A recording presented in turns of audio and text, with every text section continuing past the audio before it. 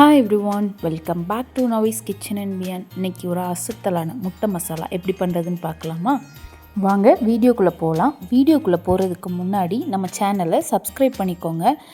நிறைய பேர் வாட்ச் பண்ணுறீங்க, பட் ஆனால் சப்ஸ்கிரைப் பண்ணுறதில்ல. கண்டிப்பாக சப்ஸ்கிரைப் பண்ணிக்கோங்க. நம்ம வீடியோ உங்களுக்கு நோட்டிஃபிகேஷனாக வரும். இப்போ பாருங்கள், நான் அதுக்காக 2 ஆனியனும் டொமேட்டோவும் எடுத்து கட் பண்ணி வச்சுருக்கேன்.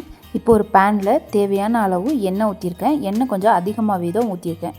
ஒரு 4 டேபிள் ஸ்பூன் எண்ணெய் ஊற்றிருக்கேன். அதில் 1 டீஸ்பூன் கடுகு போட்டிருக்கேன். கொஞ்சமாக ஜீரகம் ஆட் பண்ணிக்கிறேன். இந்த கடுகும் ஜீரகமும் கொஞ்சம் நல்லா பொரிஞ்சு வர வரைக்கும் அதுக்கான டைம் கொடுங்க. இப்போ பார்த்திங்கன்னா கடுகும் ஜீரகமும் நல்லா பொரிஞ்சு வந்துட்டு நம்ம வெட்டி வச்சுருக்க வெங்காயத்தை இது கூட சேர்த்துக்கலாம். ஆனியன் வந்து நான் குட்டி குட்டியாக நல்லா குட்டியாக சாப் பண்ணி வச்சுருக்கேன். இப்படி நீங்கள் சாப் பண்ணி வச்சிங்கன்னா அந்த முட்டையோடு நல்லா கலந்து வரும். அதுக்காக தான் இவ்வளோ சின்னதாக நான் கட் பண்ணி வச்சுருக்கேன். இப்போ இந்த வெங்காயம் வதங்குற அளவுக்கு நமக்கு ஓரளவு எண்ணெய் கொஞ்சம் அதிகமாகவே ஊற்றினா தான் நல்லா வெந்து வர்றப்போ இன்னும் கொஞ்சம் அந்த எண்ணெயாக வரும் மசாலா. ஸோ வெங்காயம் நல்லா வதங்கிருச்சு. இப்போ நான் வந்து தக்காளி ஆட் பண்ணிக்கிறேன். தக்காளி நான் ஒரு தக்காளி தான் ஆட் பண்ணியிருக்கேன்.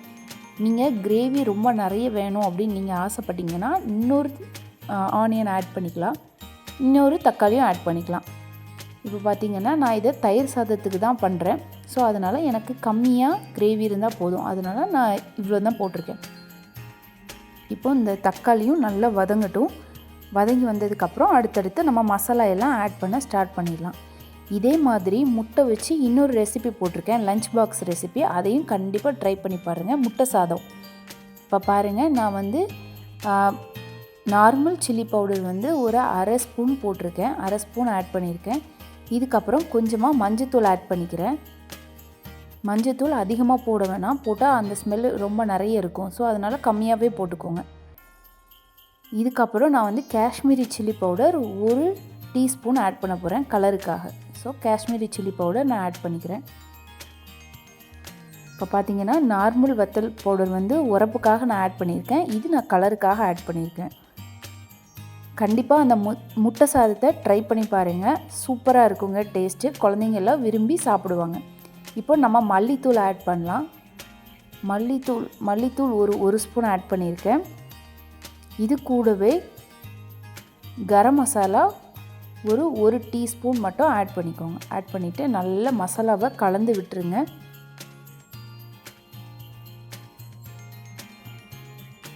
இப்போ பார்த்திங்கன்னா அந்த வெங்காயமும் தக்காளியும் நல்லா வதங்கிருச்சு. இப்போ எண்ணெய் பார்த்திங்கன்னா எண்ணெயும் ஓரளவு நல்லாவே நிற்கிது. இப்போது இந்த பச்சை வாசனை போகிற வரைக்கும் மசாலா நல்லா வெந்து வரட்டும். அதுக்காக கொஞ்சம் டைம் கொடுத்துடலாம் நம்ம.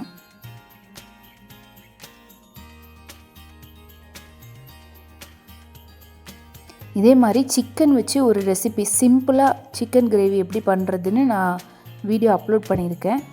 அதையும் ட்ரை பண்ணி பாருங்கள் கண்டிப்பாக. இப்போ பாருங்கள், ஒரு 1/2 ஸ்பூன் இஞ்சி பூண்டு பேஸ்ட் நான் ஆட் பண்ணியிருக்கேன். அதையும் நல்ல வெங்காயத்தோடு சேர்த்து நல்லா வதக்கி விட்டுருங்க. இப்போ இஞ்சி பூண்டோட பச்சை வாசனை போட்டும். இப்போ நான் சொன்னேன்ல மல்லித்தூள், அதுவும் ஒரு ஸ்பூன் ஆட் பண்ணியிருக்கேன். அதையும் ஆட் பண்ணி நல்லா கலந்து விட்டுருங்க. இப்போ இந்த மசாலா எல்லாம் வெந்து வரும்போது ரொம்ப கட்டியாக இருக்கிற மாதிரி ஒரு ஃபீல் இருக்கும். அந்த மாதிரி உங்களுக்கு ரொம்ப கட்டியாக இருக்கிற மாதிரி, கீழே அடி பிடிக்கிற மாதிரி ஒரு ஃபீல் இருந்ததுன்னா கொஞ்சமாக தண்ணி ஊற்றி அதை இன்னும் கொஞ்சம் நேரம் அந்த மசாலாவோட பச்சை வாசனை போகிற வரைக்கும் வேக விட்டுருங்க. இப்போ நான் கொஞ்சமாக தண்ணி ஊற்றிருக்கேன். இப்போ பாருங்கள், கொஞ்சம் அந்த மசாலா எல்லாம் நல்லா வெந்து வரட்டும், அந்த தக்காளி வெங்காயத்தோடு சேர்த்து.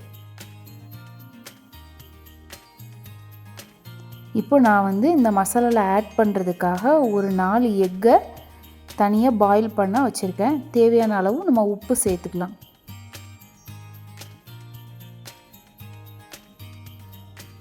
நான் ஒரு 3/4 ஸ்பூன் சால்ட் வந்து ஆட் பண்ணியிருக்கேன். ஆட் பண்ணிவிட்டு நல்லா அதையும் சேர்த்து விட்டுருங்க மசாலாவோட.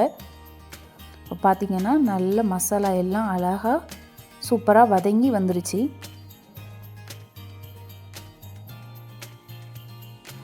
இதுக்கிடையில் எனக்கு எக்குமே பாயில் ஆகி ரெடி ஆயிடுச்சு. இப்போ நான் அந்த 4 எக்கையும் எடுத்து உரித்து எடுத்துக்கிறேன்.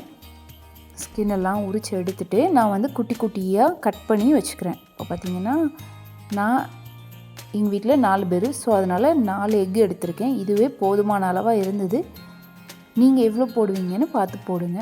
இப்போது மஞ்சக்கருவை மட்டும் நான் தனியாக தூக்கி வச்சிடுறேன். ஏன்னா இது போட்டு நம்ம வெள்ளைக்கருவை போட்டு அந்த மசாலாவோட வதக்கும்போது இந்த மஞ்சக்கருவு உடஞ்சிதுன்னா ரொம்ப ஒரு மாதிரி ஆகிடும் மசாலா. ஸோ அந்த ஸ்மெல்லும் ஒரு மாதிரி இருக்கும். அதனால் மஞ்சக்கருவை நம்ம லாஸ்ட்டாக போட்டு வதக்கி எடுத்துக்கலாம். அதனால் இந்த மஞ்சக்கருவை மட்டும் நான் தனியாக எடுத்து வச்சுக்கிறேன். இப்போது வெள்ளைக்கருவை நமக்கு எவ்வளோ சைஸுக்கு வேணுமோ குட்டியாக கட் பண்ணி எடுத்துக்கலாம். இப்போ குட்டியாக கட் பண்ணி எடுத்துகிட்டு மஞ்சக்கருவை தனியாக எடுத்து வச்சுருக்கேன். ஸோ இதை நம்ம அந்த மசாலாவோடு சேர்த்துடலாம். ஃபஸ்ட்டு வெள்ளையை மட்டும் சேர்த்து அந்த மசாலாவோட நல்லா கலந்து விடுங்க. இந்த வெள்ளை நல்ல மசாலாவோட கலந்ததுக்கு அப்புறம் நம்ம மஞ்சக்கருவை போட்டு ஒரு தடவை வதக்கி விட்டுக்கலாம். இதை நீங்கள் சப்பாத்திக்கு சாப்பிடலாம், தொட்டுட்டு சாப்பிட்லாம். அப்புறம் தயிர் சாதத்துக்கு அல்டிமேட்டாக இருக்குங்க. அதாவது ஊறுகாய் எதுவுமே தேவையில்லை. இந்த ஒரு எக் மசாலா மட்டும் இருந்தாலே போதும். தயிர் சாதத்துக்கு அவ்வளோ டேஸ்ட்டாக இருக்கும். எப்போவுமே அவிச்ச முட்டை அப்படி இல்லைன்னா மல்லி துவையல் அதுவுமே தயிர் சாதத்துக்கு சூப்பராக இருக்கும். அந்த காம்பினேஷனை விட இந்த முட்டை மசாலா ரொம்ப அருமையாக இருந்தது. இதை நீங்கள் ரசம் கூட வச்சு சாப்பிட்டாலும் செம்ம டேஸ்ட்டாக இருக்கும். கண்டிப்பாக ட்ரை பண்ணி பாருங்கள் எல்லோரும் ஒன்ஸ். இப்போ பாருங்கள், நமக்கு முட்டை ஓரளவு ரெடி ஆகிடுச்சு அந்த மசாலாவோடு சேர்ந்து. இப்போ நான் கொஞ்சமாக கொத்தமல்லியை ஆட் பண்ணிக்கிறேன்.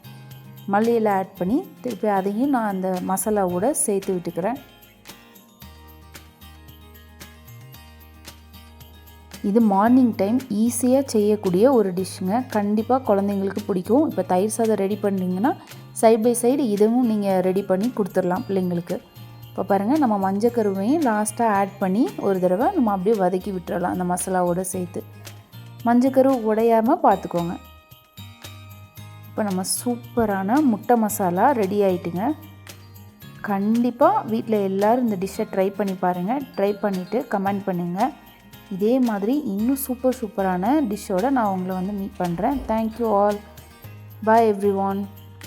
அப்புறம் இன்னொரு விஷயங்க, மறக்காமல் நம்ம சேனலை சப்ஸ்கிரைப் பண்ணிக்கோங்க. Navee's kitchen and beyond. Take care everyone.